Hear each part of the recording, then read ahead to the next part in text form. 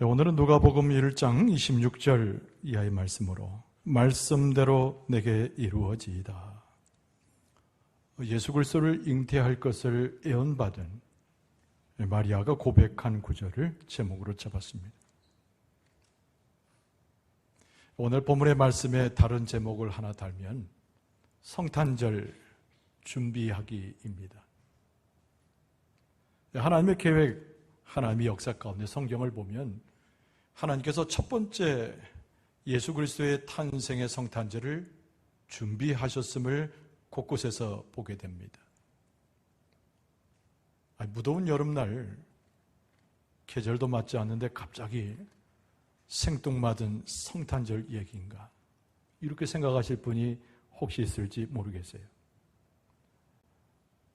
우리가 믿는 신앙의 공동체 기독교에는 큰 두 가지의 절기가 있는데, 하나는 부활절이고 하나는 성탄절입니다. 그러나 12월 그날만을 지키는 것이 성탄절이 아니고, 우리가 1년 82달 동안 하나님의 계획하심과 역사하심의 성탄절을 기려야 해요. 예수 그리스도의 성탄은 하나님의 그 위대한 말씀이 인격적인 귀한 능력이 되어서 우리 가운데 들어온 하나님의 역사를 드러내는 것이 성탄, 그리고 그것을 지키는 성탄절입니다. 여러분, 다음 주부터는 온 교인이 성경 읽기를 해야 됩니다. 하나님의 말씀을 대해야 된다는 것이죠. 말씀의 깊이를 알고 말씀이 우리에게 능력을 줄 때 그 말씀 속에서 하나님의 역사와 성령의 역사, 예수 그리스도를 발견할 수 있어야 됩니다. 하나님의 모든 말씀은 기록된 말씀도 있거니와 우리에게 계시되는 말씀, 그리고 세상을 호령하면서 온 세계를 지으셨던 하나님의 말씀이 있습니다. 우리가 성경을 읽고 성경을 감동하여 묵상할 때 우리가 그 하나님의 말씀을 다시 들을 수가 있어요. 성탄의 주제와 맞춰지는 하나님의 말씀, 오늘 하나님께서 우리 가운데 선물을 주시는데 믿음을 주시고 감동 가운데서 하나님의 주신 말씀을 받을 수 있는 우리의 심령으로 인도하실 줄로 믿습니다. 기독교의 신학에 있어서 예수 그리스도의 오심에 대한 양대의 축이 있습니다. 여러분, 하나는 성육신이에요. 하나님의 위대한 말씀이 인간의 몸을 입고 우리 가운데 오셨다는 것이죠. 그리고 또 하나는 수태고지라는 어려운 한자를 쓰는데, 마리아가 예수 그리스도를 잉태하였던 것을 하나님께서 천사를 통하여 일러주셨다고 하는 내용입니다. 감당할 수도 없었지만은 하나님의 위대한 역사 가운데 예수 그리스도의 탄생을 이야기할 때 두 가지는 꼭 필요하여 기억할 만합니다. 성령의 잉태하심, 성령의 역사, 성령의 모든 것을 이루시는 과정 속에 하나님의 말씀이 우리 가운데 오셨다, 성경이 증언하고 있는 하나님의 말씀입니다. 여러분, 요한복음 1장에 보면은 14절에 말씀이 육신이 되어 우리 가운데 거하심에 우리가 그 영광을 보니 하나님 아버지의 독생자 곧 아들의 영광이요 은혜와 진리가 우리 가운데 충만하더라. 하나님의 은혜와 하나님의 진리는 하나님의 말씀이 육신이 되어서 우리 가운데 오신 그 위대한 하나님의 역사 속에 있었음을 성경은 우리에게 증언해 줍니다. 하나님의 말씀은 세상을 호령할 만한 신격을 가진 것이었어요. 그런데 매우 인격적으로 인간의 몸을 입고 예수 그리스도의 이름으로 우리 가운데 들어온 하나님의 말씀은 우리를 살려내고 무척이나 우리에게 감동과 경험을 주어서 우리를 살리는 복음이 되었습니다. 우리는 기록된 말씀이나 기도 속에 들려지는 하나님의 음성을 잘 새겨들을 수 있어야 돼요.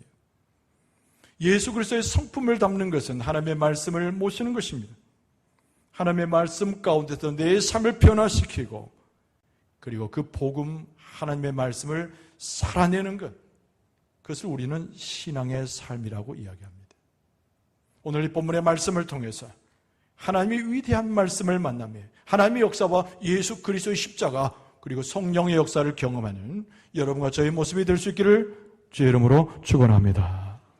자, 오늘 이 본문의 말씀 가운데서 하나님은 성탄의 놀라운 계획을 어떻게 실행하셨는가? 여러분, 첫 번째는 하나님께서 천사를 보내셨습니다.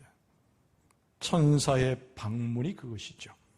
오늘 본문의 말씀 26절에 여섯째 달에 천사 가브리엘이 하나님의 보내심을 받아 갈릴리 나사렛이란 동네에 갔다라고 오늘 본문의 말씀은 증언합니다.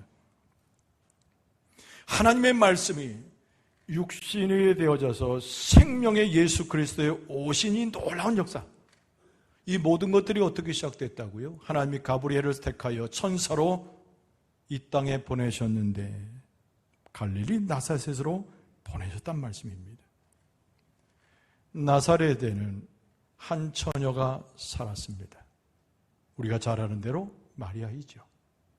마리아 앞에 한 천사가 나타났는데 그 이름이 가브리엘입니다. 여러분, 성경에는 가브리엘에 대한 증언이 많이 나오는데 구약에는 딱 2번 다니엘 앞에 내려온 가브리엘에 대한 증언입니다. 신약 성경에는 이미 이전에 사가랴에게 나타난 천사 가브리엘에 대해서 기록한 바가 있고 오늘 본문의 말씀에 드디어 나사렛에서 우거했던 한 처녀, 이름 없는 처녀 마리아에게 가브리엘이 나타났습니다. 여러분, 가브리엘은 자기의 정체를 드러내면서 사가랴에게 자기가 온 이유를 설명한 바가 있습니다. 누가복음 1장 19절에 천사가 대답하여 이르되 나는 하나님 앞에 서 있는 가브리엘이라. 이 좋은 소식을 전하여 내게 말하라고 보내심을 받았노라. 이렇게 사가랴에게 먼저 이야기했습니다. 하나님이 보내신 존재, 그게 가브리엘의 정체입니다. 가브리엘이 하나님의 임재 앞에서 그의 모든 삶을 이행하고 명령을 붙잡았다는 증언, 그것이 사가랴에게 자기 자신을 나타내는 가브리엘의 이야기였습니다. 그리고 가브리엘은 오늘 마리아에게서처럼 사가랴에게 내가 좋은 소식을 가져와서 너에게 그리고 많은 사람들에게 전하기 위해서 왔노라고 가브리엘 선지자가 이야기했습니다.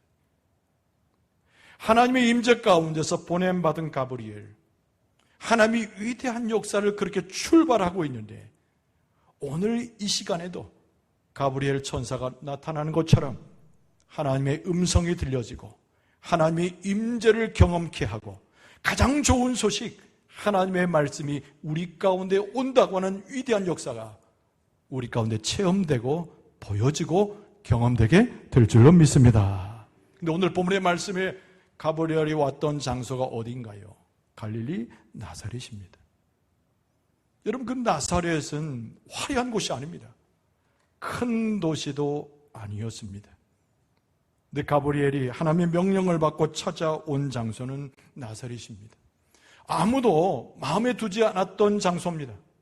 아무도 화려하다 인정하지 않았던 한 고을입니다. 예수님께서 공생의 시작을 할 때 예수님의 제자를 선택을 하셨어요. 그 중에 나다나엘이라고 하는 사람이 있습니다. 근데 예수님께서 그에게 다가왔을 때, 예수님께서 나사렛 출신이라는 얘기를 들었을 때 나사렛을 좀 웃기게 이야기하는 그의 표현이 있어요. 여러분, 요한복음 1장 46절에 나다나엘이 이렇게 얘기합니다. 나사렛에서 도대체 무슨 선한 것이 날 수 있느냐라고 이야기합니다. 2000년 전 1세기의 유대인들은 나사렛을 기억하는 사람은 거의 없었습니다. 나사렛을 아는 몇 사람들은 멸시하는 장소였습니다. 그곳에 사는 사람들은 가난한 사람이었고 천박한 사람이었고 하나님의 말씀을 받기에는 너무나 부족한 사람이라고 인정되었던 사람들이 살았던 곳입니다. 근데 하나님께서 가브리엘을 보내시는데 그 택한 장소가 나사렛입니다. 여러분, 하나님의 역사는 너무나 위대하고 우리의 생각 밖의 일들을 많이 하시는 분입니다.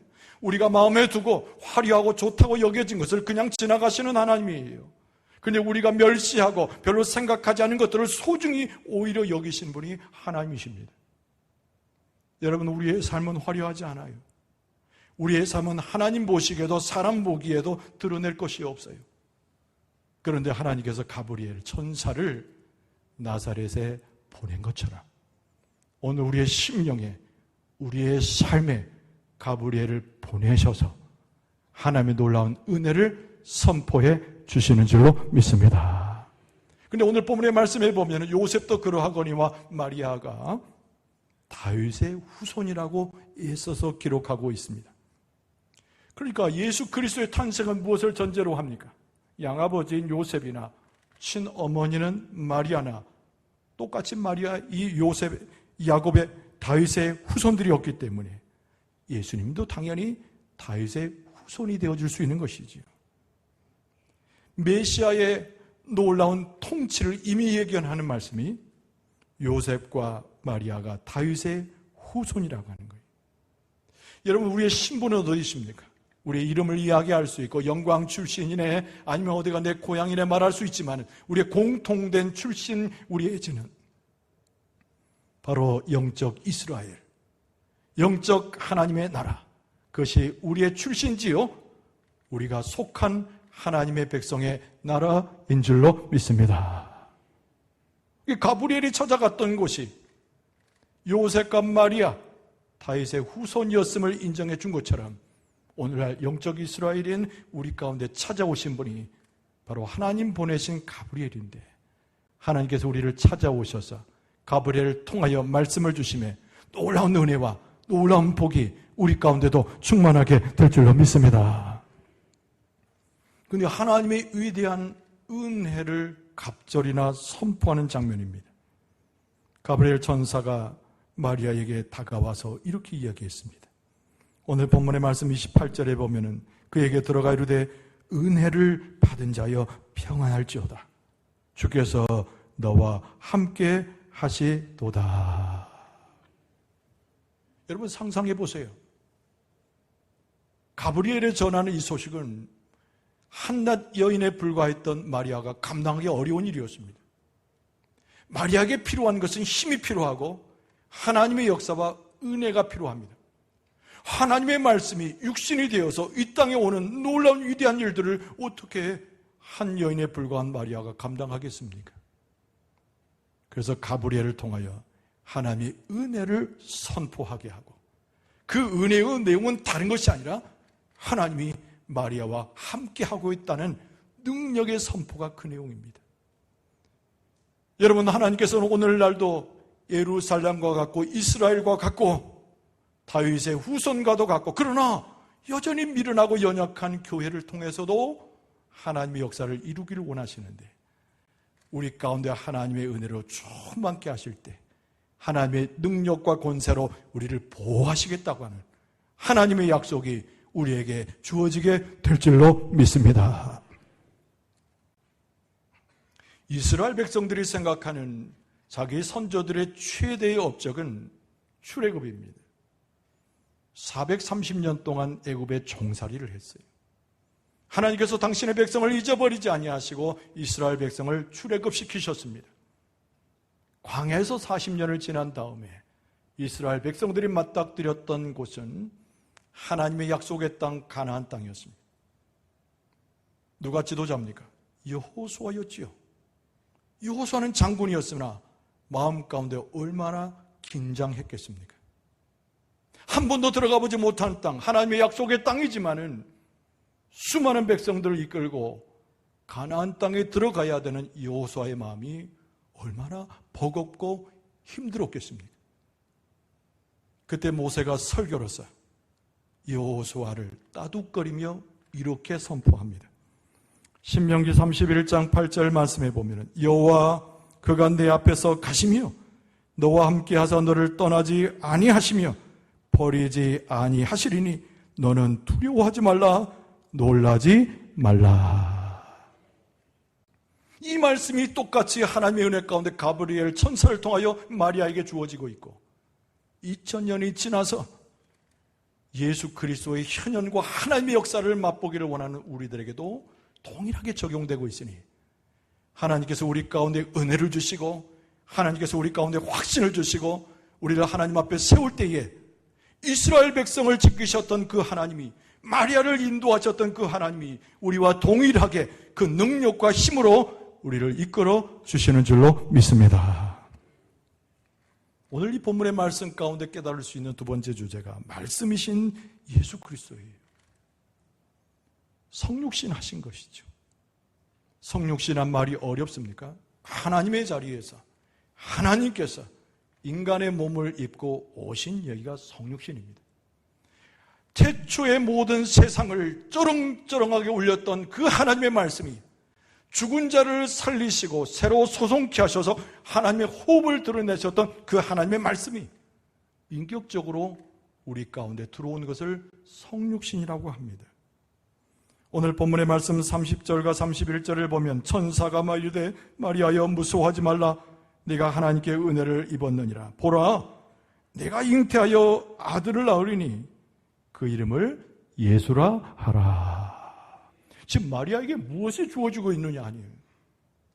너에게서 한 아이가 잉태된다고 하는 하나님께 보냄을 받은 가브리엘의 메시지 내용입니다. 마리아가 가져야 할 작은 임무이지요. 마리아가 잉태함에 아이를 낳는데 그가 예수라 한다는 거예요. 버거운 일이지만 이것이 하나님께서 마리아에게 보낸 천사의 메시지였습니다. 요한복음 1장 14절을 다시 보면 말씀이 육신이 되어 우리 가운데 거하심에 우리가 그의 영광을 보니 아버지의 독생자의 영광이요 은혜와 진리가 그 가운데 충만하더라. 마리아는 계집종에 불과해요. 오늘날 교회는 사회적 영향력도 거의 없습니다. 우리가 홀로 이 땅에 살아가지만은 우리는 그 어떤 힘도 자랑하지 못합니다. 그런데 하나님께서 가브리엘 천사를 여인에게 보내신 것처럼 우리에게 보내셔서 말씀해요. 교회가 잉태하는 것, 믿음의 사람들이 잉태하는 것, 예수 그리스도를 잉태하는 것인데 하나님의 말씀이 그 가운데 들어온다고 하는 것을 우리에게 기억하라고 말씀합니다. 우리는 하나님의 말씀을 살펴야 하고 하나님의 말씀에 들어가야 되고 하나님의 말씀의 권능을 체험해야 할 하나님의 백성의 자세가 있는 거예요. 그래서 가브리엘 선지자가 무엇을 이야기하냐면 잉태되어 나올 예수 그리스도 메시아의 권세가 무엇인가를 추가적으로 마리아에게 일러줍니다. 첫 번째 메시아는 가장 위대한 분으로 이 땅에 오실 것이라는 말씀이에요. 여러분 32절 상반절에 보면은 그가 큰 자가 되고, 할렐루야, 이 말씀에 아멘하기 바랍니다. 할렐루야.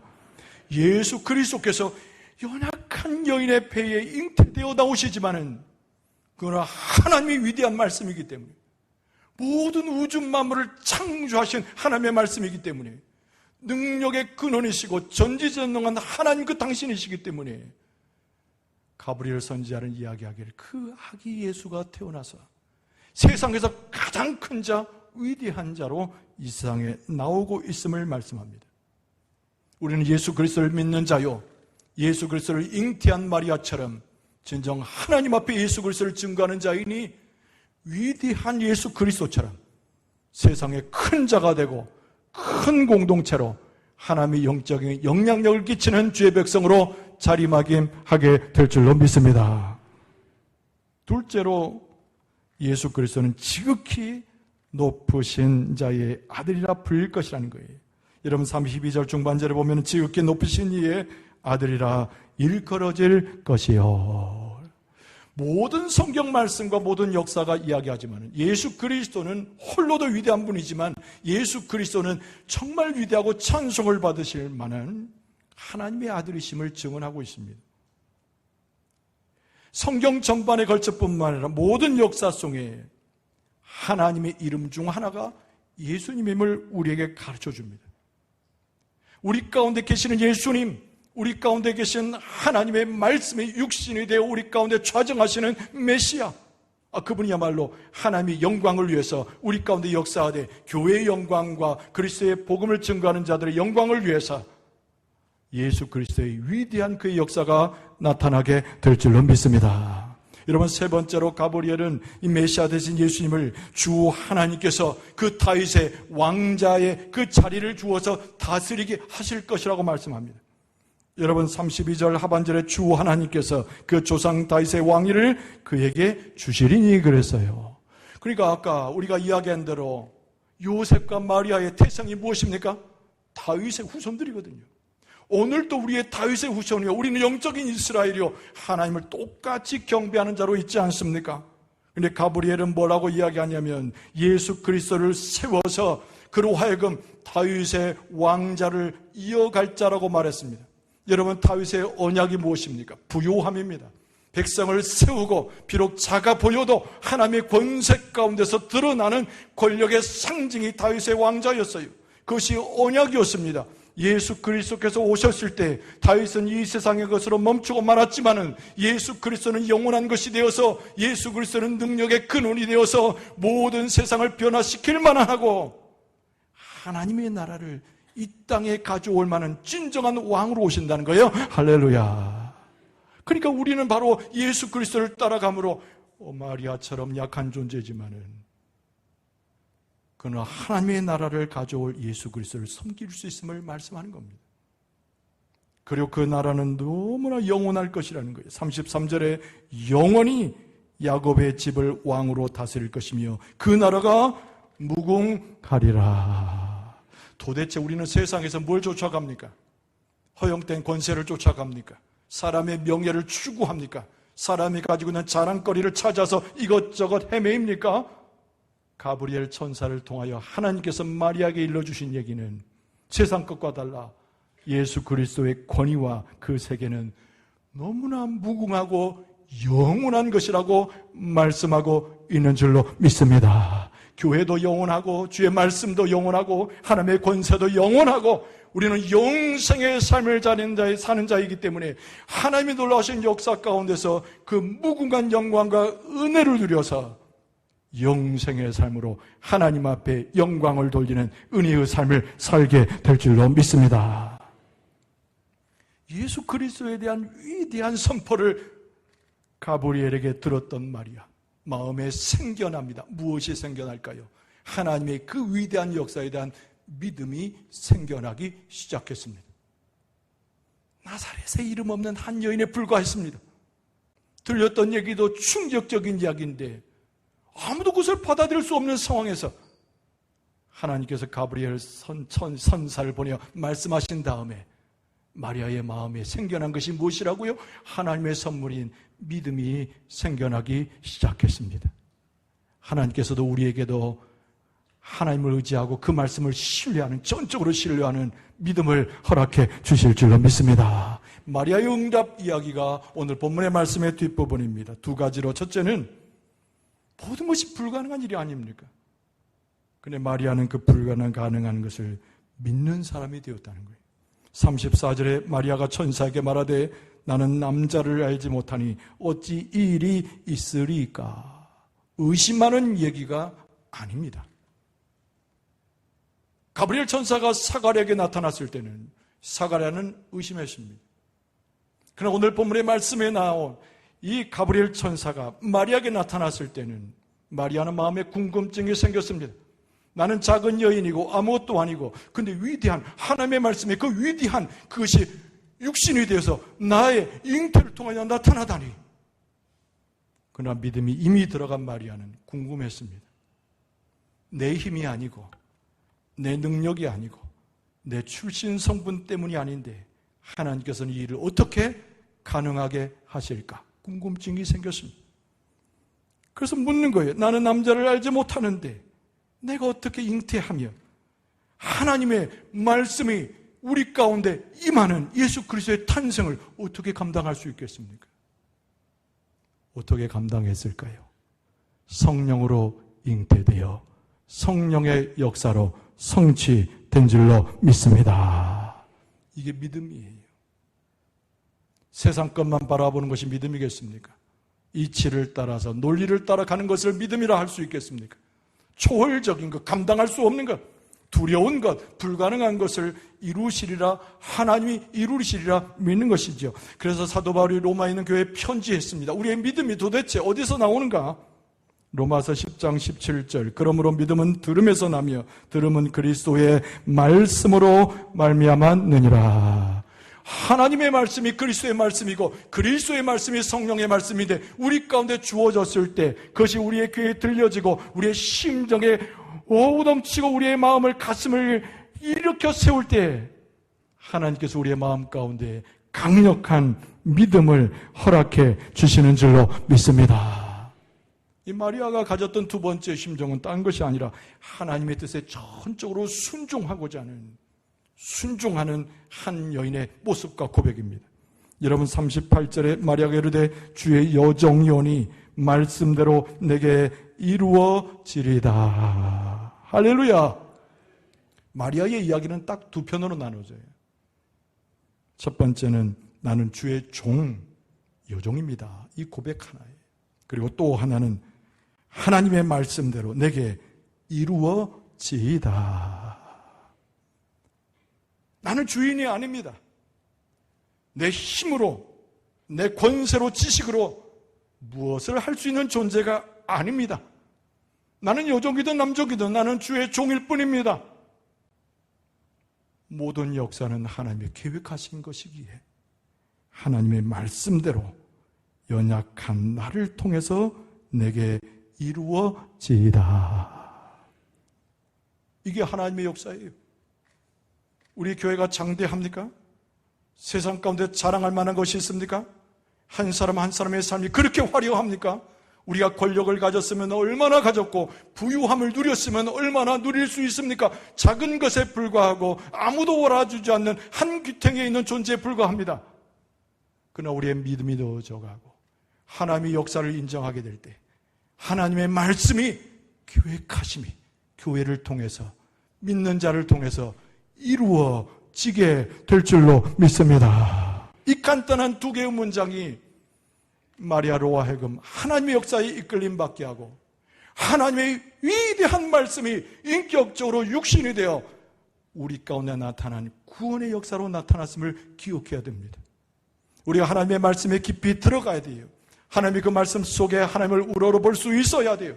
우리의 마음 가운데 믿음을 주시는 주님을 붙들 수 있어야 돼요. 하나님의 말씀이 그 은혜와 함께 우리를 붙잡게 될 때 우리는 그 말씀의 능력과 기적의 역사에 들어가는 하나님의 백성의 삶으로 승화되고 영광 돌리게 될 줄로 믿습니다. 하나님은 누구를 통해서 역사하시는가 오늘 분명히 말씀해요.